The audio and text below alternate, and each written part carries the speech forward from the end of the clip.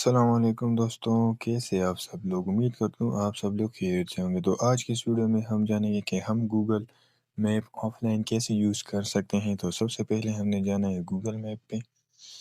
Google map پہ جانے کے بعد ہم نے جانا ہے اپنے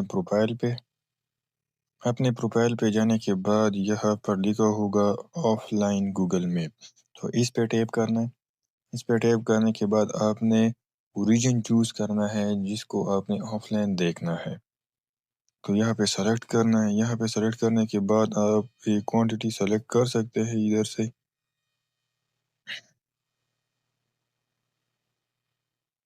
اور پھر یہ ڈاؤن لوڈ بٹن آپ کے سامنے بلنک کرے گا اور یہ گرین ہو جائے گا۔ تو اس پہ ٹیپ کرنے کے بعد آپ کا جو ڈاؤن لوڈ ہے وہ یہاں پر ڈاؤن لوڈ ہو جائے گا، تو پھر آپ یوز کر سکتے ہیں۔